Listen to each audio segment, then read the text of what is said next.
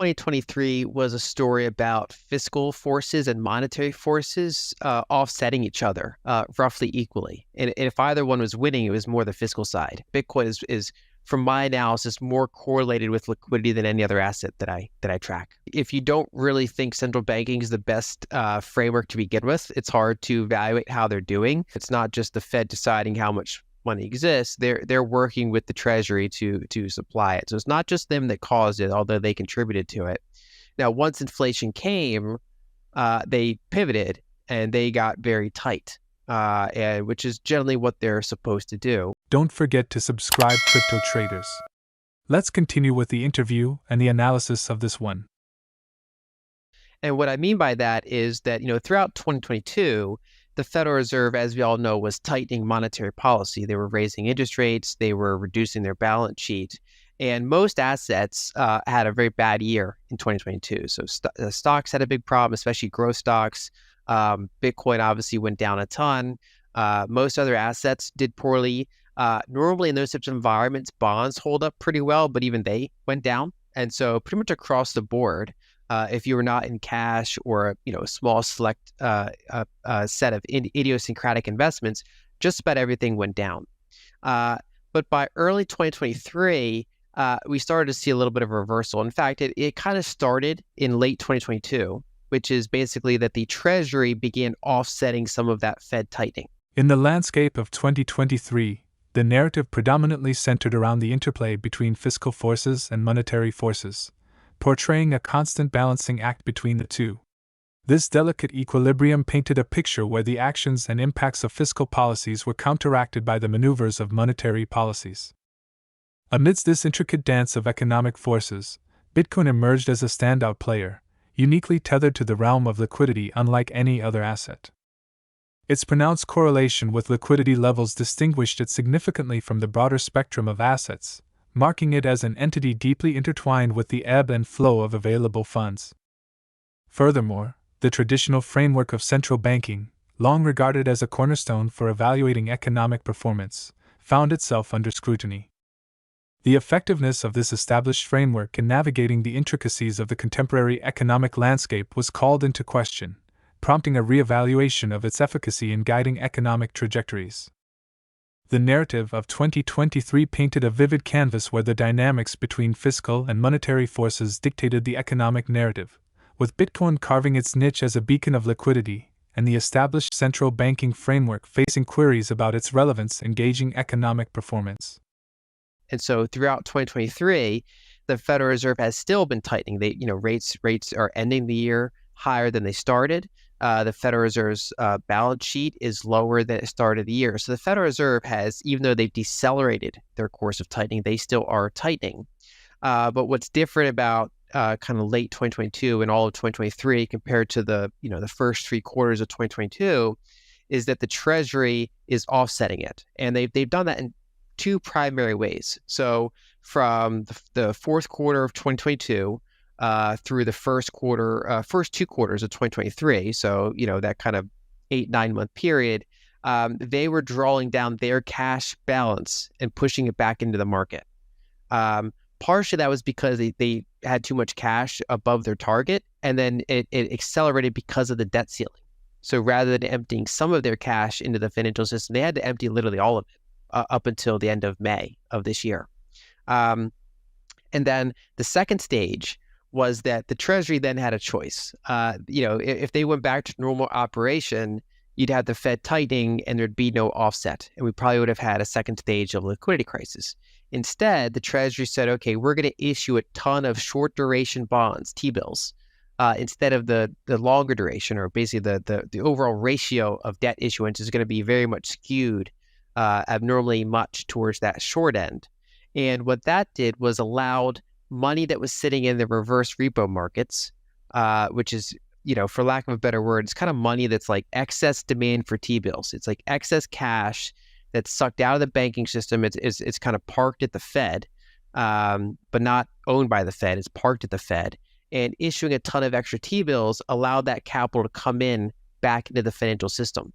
And so that was another lever that the Treasury pulled to offset the Fed's quantitative tightening. And so, for example, bank reserves are not any lower now than they were in the banking crisis.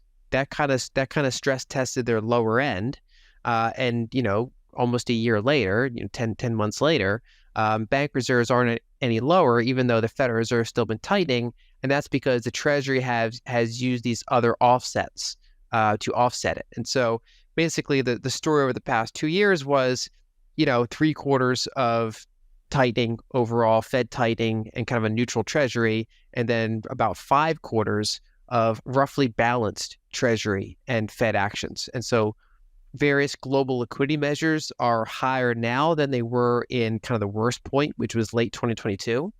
And Bitcoin's price action and many other risk assets price action tends to be highly correlated with global liquidity. And it also just so happens the relationship between Bitcoin's price movement and the state of global liquidity is a key focus in this section. It's highlighted that Bitcoin's price tends to move in sync with the overall availability of liquidity worldwide. This correlation isn't unique to Bitcoin alone. Other risky assets also tend to reflect changes in global liquidity trends.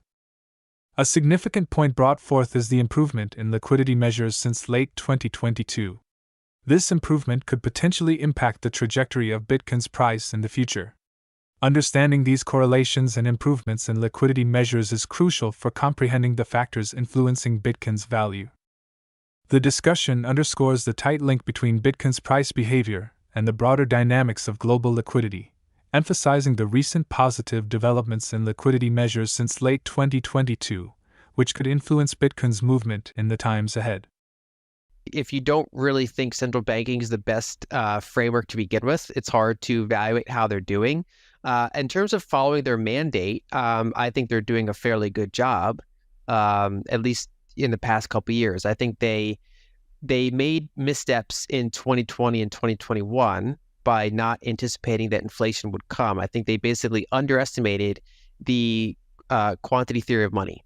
The supply of money is not the only factor in inflation, but it's a big factor for inflation, and they severely underestimated it. I think their models were wrong, their theory was wrong, and they got punched in the face basically because of it. They got embarrassed. Now, not all the inflation was their fault. A lot of it was the fiscal authority, right? So it's not just the Fed deciding how much money exists. They're working with the Treasury to supply it. So it's not just them that caused it, although they contributed to it. Now, once inflation came, they pivoted and they got very tight, and which is generally what they're supposed to do. In that, they basically wanted to curtail credit growth. They wanted to curtail speculation. They wanted to bring down asset prices because that helps reduce demand and therefore get back to a supply-demand equilibrium, which can help get prices down. I think the big challenge that the Fed faces is that a lot of this is outside of their control. Their tools are mainly around basically adjusting the level of bank lending. So there's really two main ways that broad money comes into existence. One is very large fiscal deficits are run and monetized by the central bank and the broader banking system. And number two is that banks decide to lend for various reasons. And for example, in the 1970s, most of the money supply growth was from bank lending. In the 1940s, and then again in the 2020s, these were other inflationary environments, most of the new money creation was not from bank lending, it was from monetized fiscal deficits. And the problem is that the Fed has no control over fiscal deficits. Their main tools are kind of built around the assumption that bank lending drives most money supply growth. And so they can slow down the rate of bank lending, which they've done. They can damage the wealth effect to varying degrees and therefore slow down spending, which they've at least for a while it was working. But their tools can't really address fiscal, which is the primary driver of inflation in this cycle. So given the tools they have, they're kind of following the textbook of what they should be doing. So it's hard to give them too bad of a grade, even though I think the whole model is challenged and antiquated. I mean, I really wrote a book called Broken Money to kind of bring attention to how this is very outdated tech. But I guess the people managing the tech are, doing a decent job of it, at least ever since they pivoted. In this section, Lyn delves into the role of banking and assesses how effectively the Federal Reserve has fulfilled its mandate. She scrutinizes the Fed's handling of inflation and shed light on its limitations in managing fiscal deficits. The evaluation of the Fed's performance highlights a series of significant points. 1. Assessment of the Fed's actions. Missteps in 2020 and 2021. The Fed miscalculated inflation due to flawed models and theories, which resulted in errors in their predictions and responses. 2. Fed's contribution to inflation. Collaboration with fiscal authorities. The Fed's collaboration with fiscal authorities played a role in the inflationary pressures. While not solely responsible for inflation, their actions did contribute to the overall scenario. 3. Response to inflation emergence. Pivoting strategy. As inflation became apparent, the Fed adapted by implementing measures to curb credit growth, speculation, and asset prices. These actions aimed to reduce excessive demand and restore a balance between supply and demand. Overall, the discussion emphasizes the Fed's reactive approach to inflation, highlighting both its missteps and its corrective measures to mitigate the situation.